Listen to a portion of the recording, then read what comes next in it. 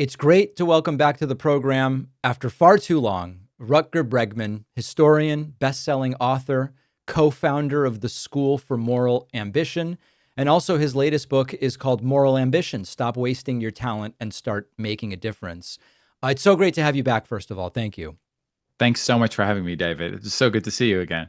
You know, one of the things I like about talking to you is very often we get tunnel vision when talking about problems in society where we just are arguing over the answer to the question. And what I like that you sometimes do, and you did it, at Davos years ago in those viral videos and in different places, is you'll say, wait a second, I don't know that we're even asking the right question necessarily. Let me reframe the question we're asking rather than just start arguing about the answer. Related to your book and also the status quo around jobs and employment, the meaning of work to people's lives, and just sort of in this general area, is there something in the conversation around labor, working, and jobs, maybe in the United States, but you can answer more broadly as well if necessary, where you think that the wrong sort of question is being asked or debated? Like, is something missed about when we talk about minimum wage, tying health care to employment, or whether college degrees are really, the micro? What hmm is the macro that maybe is getting missed in this conversation? So look, I was watching MSNBC the other day after, the great victory of Mondani in New York, and, corporate media again being very scared of like a democratic socialist. And I thought it was really funny from a European perspective, because for me, like, Mondani is like a total middle of the road politician, right? Just the old-fashioned European social democrat, coming up with very like pretty obvious idea, like, let's support the working class. There's a real cost of living crisis here. We got to do something about that. Yeah. Affordable childcare, all pretty mainstream, I would say. This is like not radical, like a tiny little bit higher taxes. So indeed, I think we can expand the imagination, especially in this era of massive geopolitical shifts and massive technological shifts. In my very first book, Utopia for Realists, I already wrote about the rise of the robots, or AI as we call it today. Right. And I think this presents, an enormous opportunity to totally reimagine the role of work in our life. So today we have around 25% of people in rich countries who think that their own job is socially meaningless. Bullshit jobs, as the anthropologist David Graeber called them. I think there's a real possibility, if we go on like this, that number will keep going up. It could be 50%, could be 75%, as AI keeps taking more and more jobs. We should never underestimate capitalism's extraordinary ability to come up with new bullshit jobs, right? But there's an alternative here as well. And this is an alternative that has been dreamt about by some of the greatest thinkers for the past 2 centuries, by people like the British economist John Maynard Keynes, or the science fiction writer Isaac Asimov. Actually, in the 60s and the 70s, people said, you know what, the future of capitalism is going to be total leisure for everyone. Fully automated luxury communism. I think that's what our friend Aram Bastani over at Novara Media calls it. And that is, I would say, definitely a possibility, but we got to fight for it. And I got to at least start with asking the right questions. Is it fair to say, or let me ask it this way? I've read probably 30 or 40 books in my life that reference when Keynes said hmm technological advance will lead to a 15-hour work week. And of hmm course, every technological advance led maybe to more efficiency, maybe to more surplus value from people's work hours, but we haven't quite gotten to that 15-hour work week quite yet. Is it is that simply a structural thing where there is no technological advance that will open the door to everybody's 15-hour work week? And only if we decide that it's a worthwhile goal, which is a different question, it's going to be a restructuring of society and the economy that would achieve that? Well, again, there are alternatives here. As a guy who comes from the Netherlands, which is the shortest working week in the world, and that still has a very productive economist, capitalist economy, I know that there's a big bandwidth. There are lots of alternatives out there, and also what history teaches us is that actually the work week was shrinking up until the 60s and the 70s. People worked much harder in the late 19th and the early 20th century. It's just that it stopped doing so, and especially in the US, people started working more again. And yeah, there are many books to be written about why that happened. I would say that the corporate takeover of America has a lot to do with that. But yeah, I would say that the ultimate goal of technological prosperity has always been, or should always have been, freedom, and so that we can finally figure out what life is really about. What's your view of the it's the what's the altruist movement? Mhm. I forget that Sam Bankman-Fried was Yeah, a yeah, part effective of. altruism. Yeah. Yes, effective altruism. I'm curious what your view of how that intersects with, in your book you talk about moral ambition and people Mhm. in high achieving professions but who are feeling morally stagnant, for lack of a better term. The effective altruism movement has had some setbacks, maybe because of some, I don't know that I would call them pseudo scandals, but just individuals that got involved who maybe, were not the best representatives of it. But I find it to be an interesting movement in that one perspective is you can actually have the greatest impact by staying in the high achieving job, but donating a lot of money effectively rather than, for example, abandoning that and doing something that might be personally more Mhm. rewarding. Do you have an opinion on the movement? Oh, absolutely. There's a lot to say about this.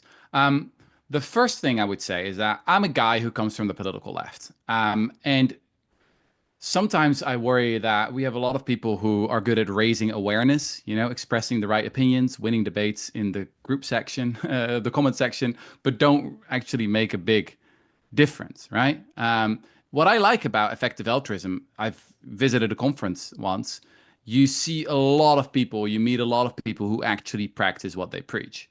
So I've never seen as many vegans, in one conference room. I've never met as many people who've donated their kidneys to random strangers. I've never met as many people who donate a significant amount of their wealth and their income to pretty effective charities. So there's a lot to like here, honestly, and a lot to admire. Um, well, they had some bad press recently, and there was quite a bit of hubris in the movement. I mean, I would say that the collapse of FTX to Sam Bankman-Fried, that wasn't a minor incident. It didn't help. It didn't help, indeed.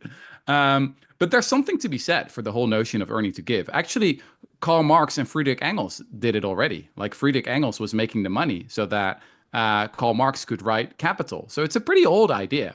And we've seen it throughout history that some of the greatest movements for human rights, the abolitionists, the suffragettes, they didn't get government subsidies. You couldn't like say, hey, give me a grant to fight slavery. You were fighting the government. You didn't get some fancy corporate sponsorship deal. No, you really needed to rely on ambitious philanthropists. And this has been true for all these movements. In the US, you had the Garland Fund, for example, an amazing fund that hired the first full-time lawyer for the civil rights movement.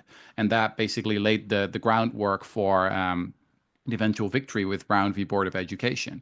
So I'm a guy who's known for dunking on billionaires and their philanthropy, and I will keep doing that until my dying breath.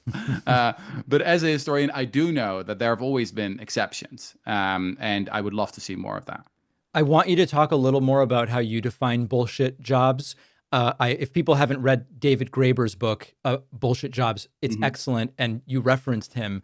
But you mentioned something a few minutes ago about, I think it was the way that the job is or isn't fulfilling to the person Yeah. doing it. I think one of the interesting things is that, if you take a job like driving for Uber, in a sense, it's the ultimate non-bullshit job in that people need transportation. You are moving people from where they are to where they need to be. And there's a significant pragmatic utility to it. Hmm. And a lot of the problem with it is actually that the driver is undercompensated and that is in a relationship with the company that, based on the Uber drivers I've talked to and what the revenue split is, seems fundamentally unfair.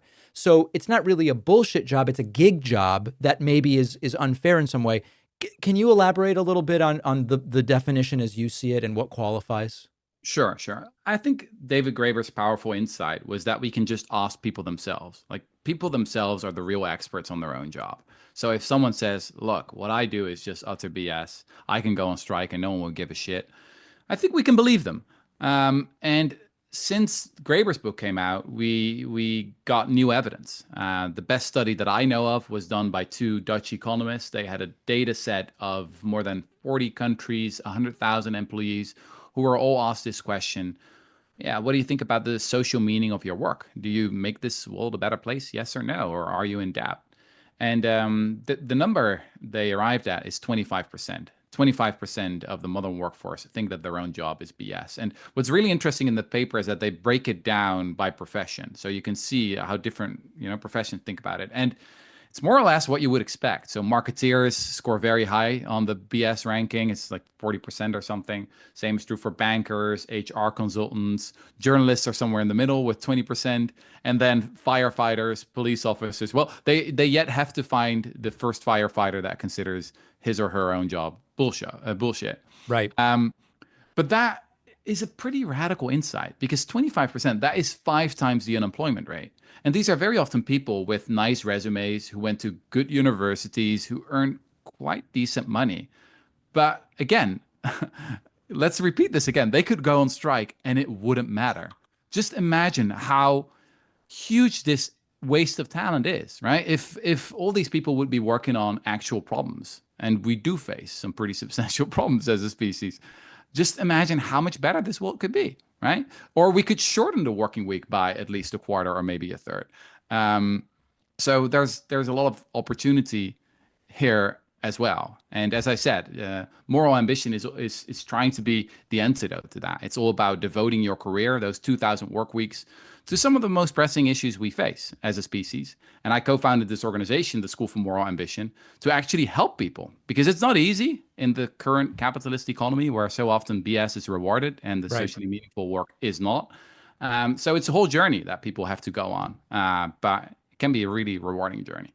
I'm curious what you think are the lowest hanging fruit in terms of changes, solutions, or policies. Sometimes when people who are more technocratically minded hear what we're talking about, they will often talk about, well, we need a system for government to compensate work that's often unpaid but high value, Hmm. like parents who aren't working outside of the home, or, there's sort of like a more technocratic approach. Andrew Yang was a guy who had some really specific ideas when he ran for president about let's assign some dollar value to your data. And that's a way where people can maybe recover some money that has been Hmm. redirected that's really theirs. I'm curious whether some of those technocratic ideas appeal to you, or what's the lowest hanging fruit that we could do. Hmm.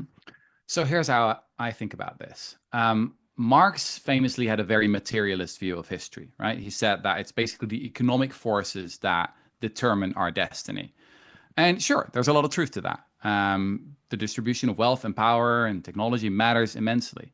But what I see when I study some of the greatest movement we've ever seen, I spend a lot of time studying the British abolitionist movement, for example, because that one was super successful, way more successful than the American or the Dutch abolitionist movement. I'm from the Netherlands. Um, and also the move from the Gilded Age to the Progressive Era. What I see in those moments is that doing good became more fashionable, or people redefined what it meant to be successful. So maybe the Gilded Age is the best example, right? You had the robber barons becoming incredibly rich, abusing their workers who were not being paid a living wage, incredible monopolies, and also incredible immorality and corruption. Um, does that remind you of something today?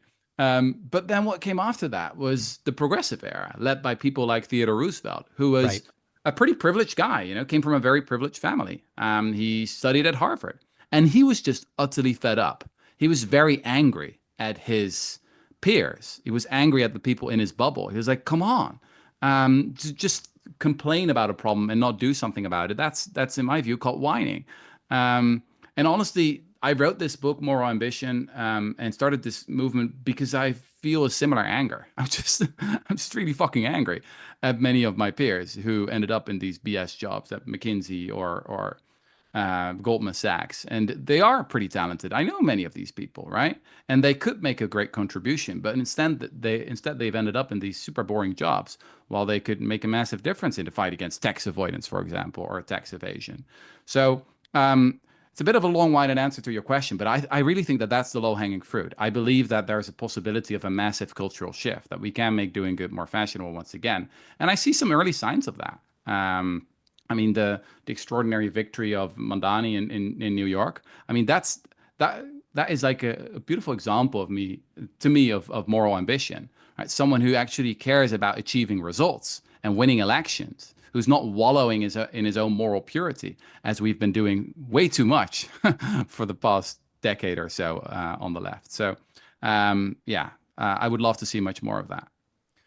The new book is Moral Ambition. Stop wasting your talent and start making a difference. We've been speaking with the book's author, historian Rutger Bregman. Always great to talk to you. Thanks so much. Thanks for having me, David.